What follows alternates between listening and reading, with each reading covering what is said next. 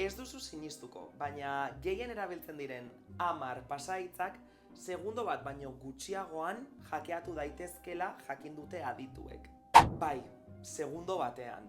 Ziur zibersegurtasun zentroak ohartarazi du pasahitza haulek zure bizitza digital osoa arriskuan jarri dezaketela. Eta zeintzuk dira pasahitz erabilienak? 1234, password, bat, QV bikoitza ERTY123, edo baita kontraseina ere. Jendeak oraindik oso pasahitz errazak erabiltzen dituela ondorioztatu dute. Egoera honen aurrean, zer egin dezakezu zure kontua babesteko? Pasahitz desberdina erabili kontu bakoitzean. Pasahitz luzeak eta seguruagoak aukeratu. Gogoratzeko errazak, baina deszifratzeko zailak direnak. Pasahitz kudeatzailea erabili. 2 urratsetako egiaztapena aktibatu. Hau da, 2FA.